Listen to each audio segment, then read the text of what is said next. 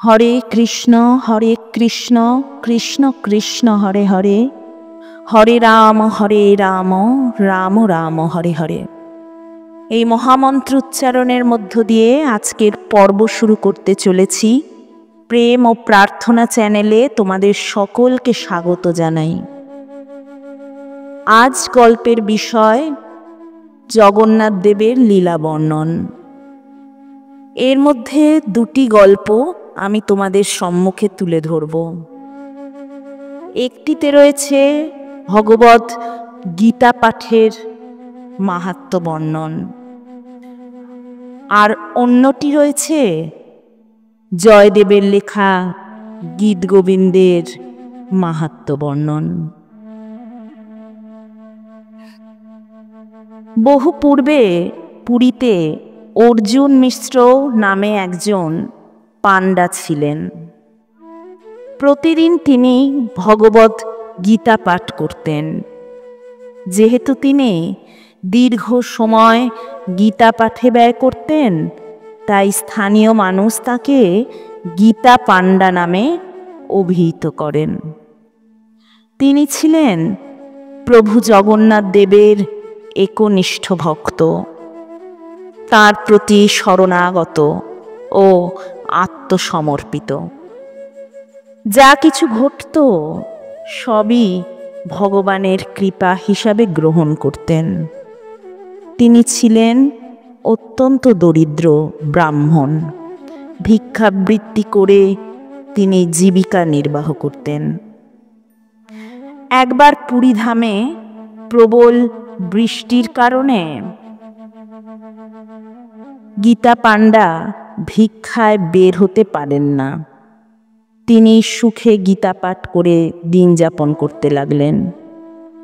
তিনি বেশ খুশি হলেন, এই ভেবে যে গীতা পাঠের জন্য অনেকটা সময় তিনি পেয়ে গেলেন। কিন্তু তার স্ত্রী তার প্রতি অত্যন্ত ক্রুদ্ধ হলেন। তিনি তাকে ভৎসনা করে বলেন, তুমি যদি বাইরে গিয়ে ভিক্ষা না করো তবে সংসার চলবে কি উপায়ে? ছেলে মেয়েদের মুখে কি তুলে দেব?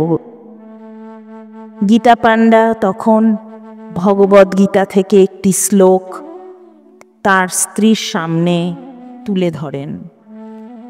অনন্যাশ্চিন্তয়ন্ত মাং যে জনা পর্যুপাসতে তে চাং নিত্যাভিযুক্তানাং যোগক্ষেমং বাহাম্যহম। অর্থাৎ, অনন্য চিত্তে আমার চিন্তায় মগ্ন হয়ে যারা আমার উপাসনা করেন, আমি তাদের সমস্ত ভার গ্রহণ করি এবং তাদের প্রাপ্ত বস্তুর সংরক্ষণ করি। স্বামীর এমন আচরণে স্ত্রী আরও রেগে যান। তিনি ভাবলেন, আর কতদিন এভাবেই প্রতীক্ষা করা যায়? আর স্বামীর ওই একই কথা।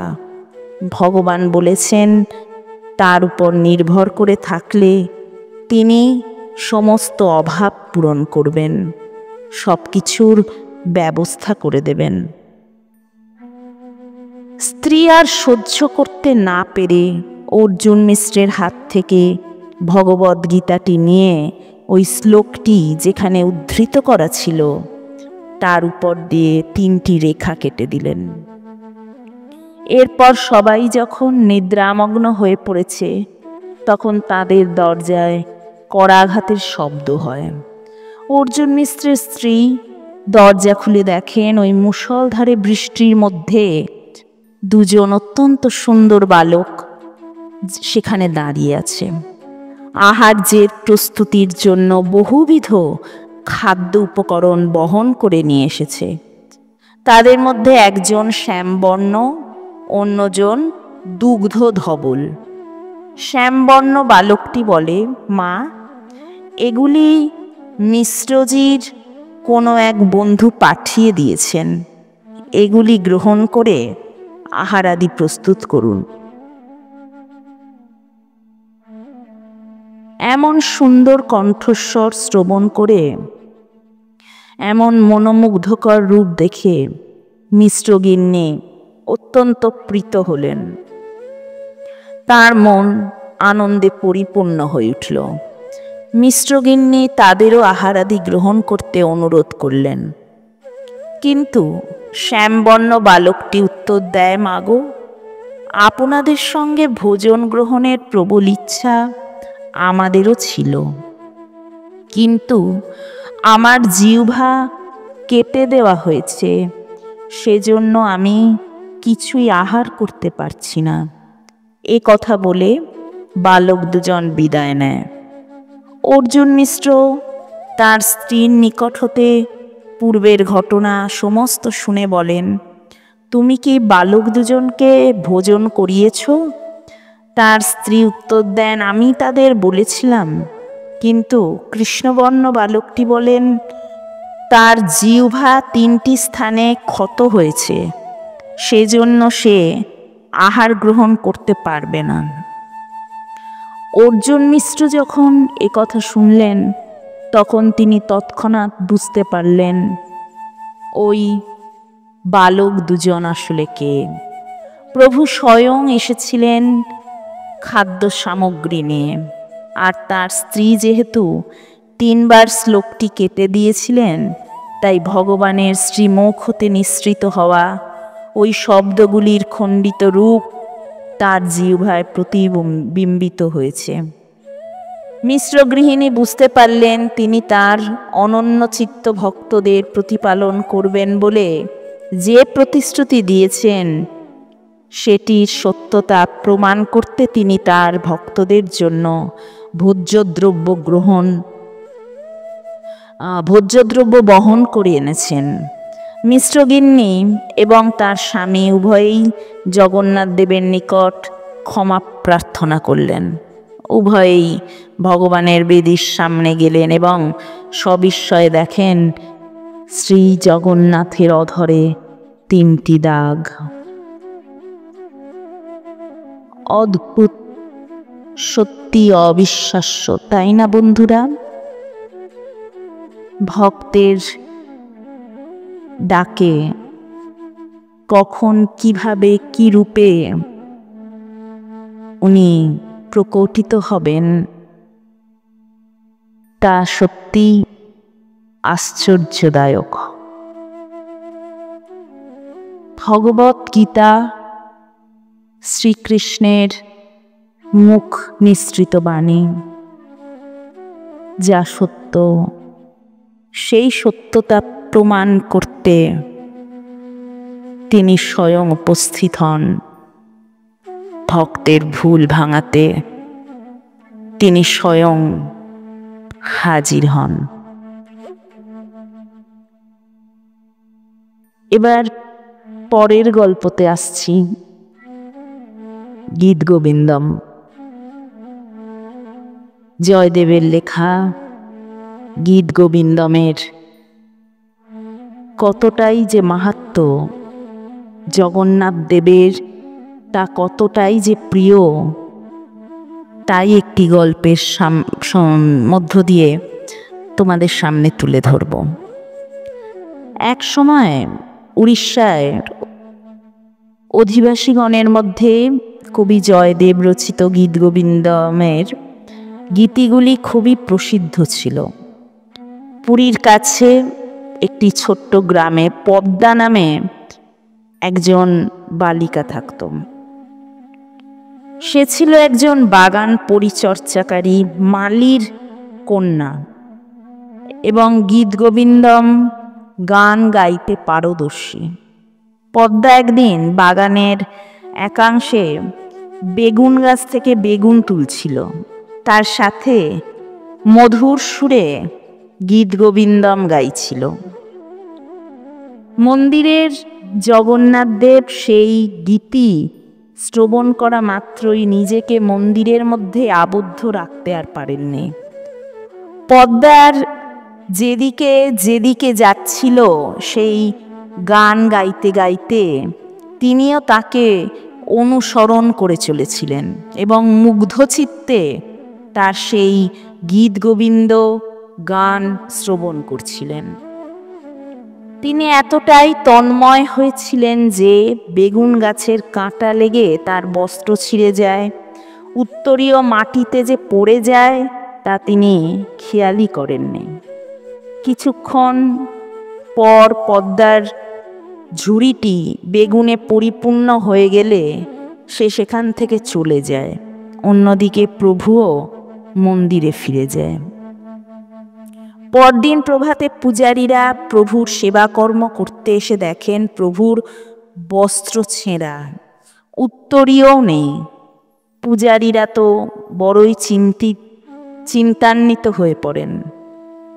তবে কি কোনো ত্রুটি হয়ে গেল ভগবানের সেবায়? দ্রুত রাজার কাছে সংবাদ যায়।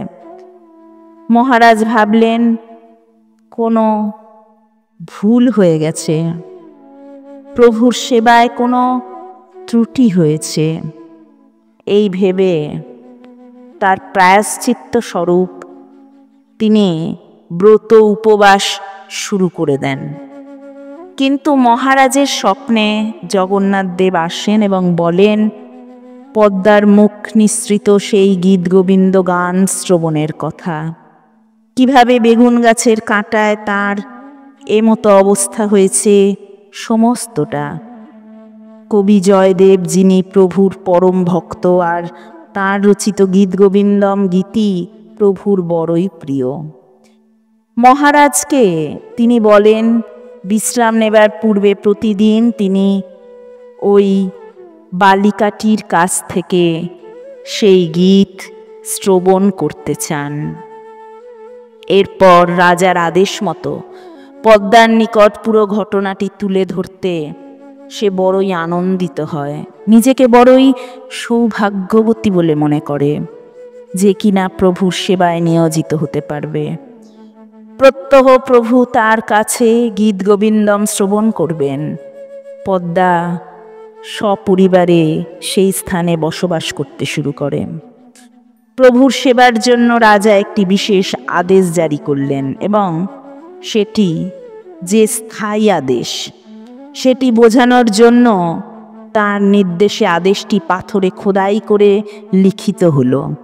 সেই দিন থেকে সৌভাগ্যশালিনী মেয়ে পদ্মা নৈশকালীন আরতির পর শ্রী জগন্নাথের বিশ্রাম গ্রহণের পূর্বে তার সামনে প্রতিদিন সুললিত কণ্ঠে তাকে গীত গোবিন্দম গেয়ে তার আনন্দ বিধান করতে লাগল। পদ্মা এইভাবে দেবদাসী নামে খ্যাত হয়ে ওঠে। সত্যি জয়দেবের গীত গোবিন্দম, যা জগন্নাথ দেবের বড়ই প্রিয়। একটি দরিদ্র বালিকাও আপন কণ্ঠের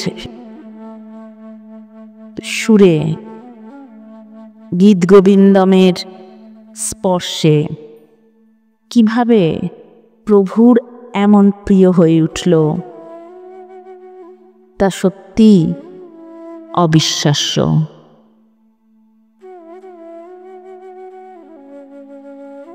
হয়তো অনেকেই ভাববে সবই গল্প কথা, কিন্তু কথাতে আছে বিশ্বাসে মিলায় বস্তু তর্কে বহুদূর।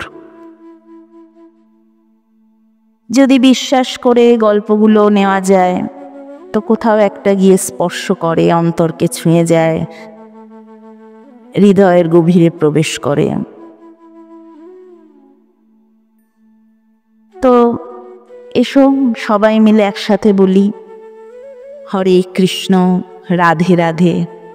সকলে ভালো থেকো, সুস্থ থেকো। আর যদি ভালো লাগে আমার চ্যানেলটিকে লাইক, শেয়ার, সাবস্ক্রাইব করো। নমস্কার।